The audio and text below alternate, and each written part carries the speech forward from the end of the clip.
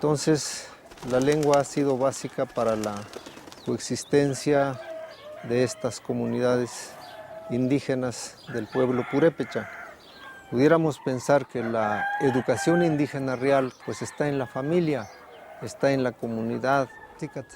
Siempre ha sido así, los abuelos, los padres, pero sobre todo las madres. Pues es la madre la poseedora y la encargada de impartir los conocimientos primeros, pero también es ahí donde la madre empieza a educar a los niños a partir de la educación indígena informal, que es la única educación que existe hasta ahora en los pueblos indígenas. Vemos que el arado que va llevando nuestra marcha está muy afilado.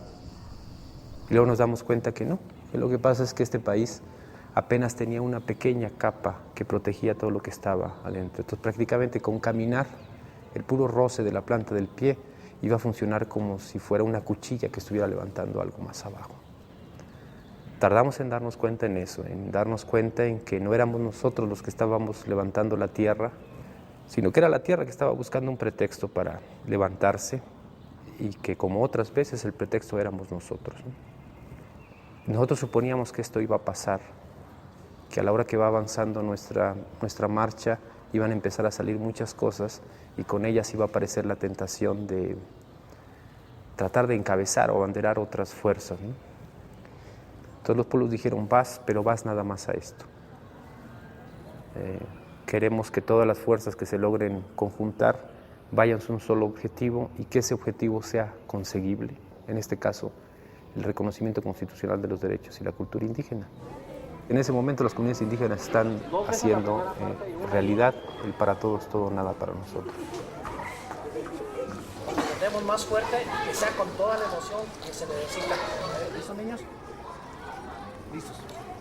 El pueblo todo va a llegar la hora, se organizará por su bien. Trabajará sin descansar, trabajará sin desmayar, por conquistar su libertad. Se nos invitó a presentar pues 2 cantos escolares. Todos formaditos. 1, 2, 3.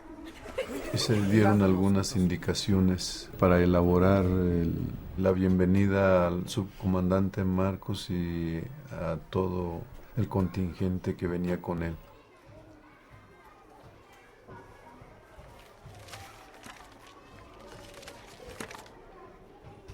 Yo pienso que nuestra comunidad pues va a estar agradecida en que él lleve los sentimientos de esta comunidad al Congreso de la Unión para que sean resueltos. La pregunta fundamental que vamos haciendo en esta marcha es, ¿me estás oyendo? Sobre esa vamos construyendo lo que vamos hablando en cada rato, ¿no?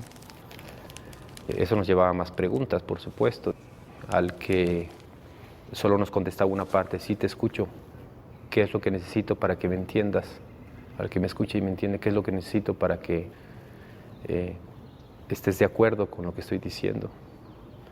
Y finalmente, ¿qué es lo que necesito para que además de que estés de acuerdo, me apoyes o te sumes a nosotros, ¿no? Nuestra idea era que salía el EZLN y en este trayecto iba sumando fuerzas. Llegábamos a la Ciudad de México con un gran frente de fuerzas indígenas que planteaban sus demandas al gobierno, ¿no? Y lo que fue ocurriendo es que estas fuerzas indígenas en muchos casos fueron delegando en el EZLN la representación. La entrega de los bastones de mando decía voy contigo, no junto a ti, sino que ahora además de representar a los zapatistas me estás representando a mí. Sé que no me vas a traicionar, sé que no te vas a vender y que eso que me estás diciendo, eso es lo que vas a hacer. Aquí está el bastón de mando, cuando hables vas a hablar también como si hablara yo y lo que tú aceptes es lo que voy a aceptar yo. Alguien habla por nosotros, alguien nos tome en cuenta, ¿verdad? Pero como le digo, no tenemos pues preparación, solamente vemos a veces quién hace algo por nosotros, porque nosotros a veces no podemos hablar, no podemos pues expresar lo que sentimos, porque tenemos miedo hasta de hablar.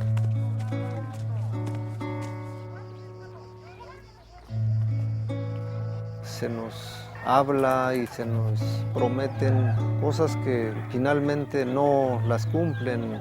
Son temporadas que de repente se asoman por acá los políticos de la estructura de los partidos en nuestro país y bueno, con una serie de ofrecimientos, de promesas, buscan el voto para llegar al poder y luego se olvidan de las comunidades.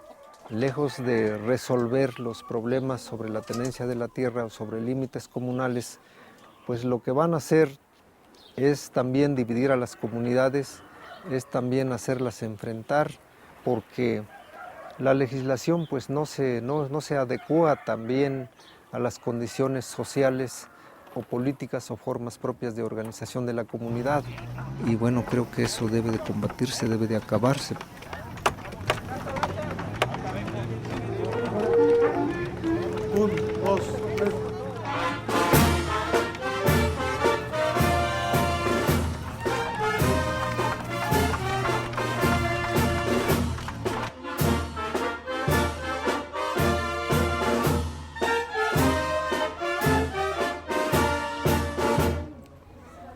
Hay que corregirlo ahí.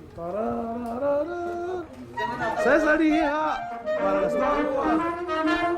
Creo yo que el señor Fox sí nos va a tomar mucho en cuenta porque dijo que si llegaría a ser presidente de la República, él iba a ayudar a los pueblos indígenas, que iba a acabar con la pobreza que sufrimos nosotros.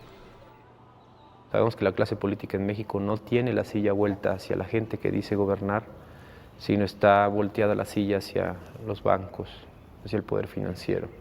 Su legitimidad le viene de la aceptación o no que tenga del dinero y no de lo que diga la gente.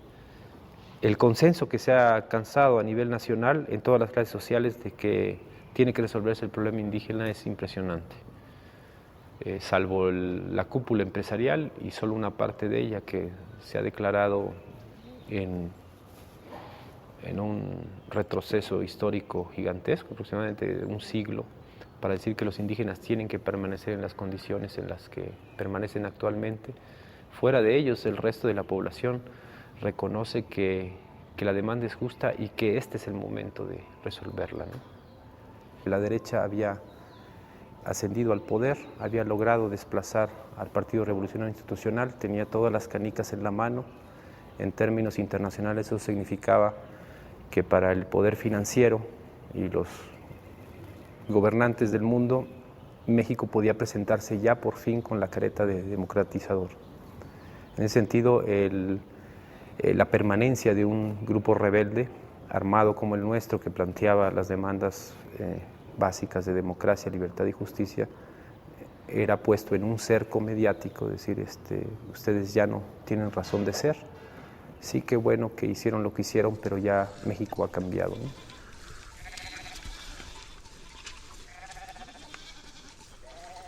La situación de los pueblos indígenas pues sigue siendo de sometimiento, sigue siendo de manipulación, de saqueo de los recursos, de una sobreexplotación de la mano de obra de la clase trabajadora. No podemos pues permitir que pues siga la humanidad misma con ese tipo de descuidos, ¿no? Yo creo que aquí es necesario hacer una reflexión de todos, qué vamos a hacer sobre esta situación. No, pues nosotros estamos, como quien dice, en una desigualdad muy grande. Pues vemos que se necesita que nuestros gobiernos piensen en nuestra gente, que necesitamos que nos tomen en cuenta y que nos pongan escuelas superiores para nuestros hijos, porque yo, a mi manera de ver, pienso que para progresar necesitamos estar preparados. Si hubiera escuelas, tenemos una manera más de reclamar nuestros derechos, pero como no los conocemos, ¿cómo vamos a reclamar, ¿verdad?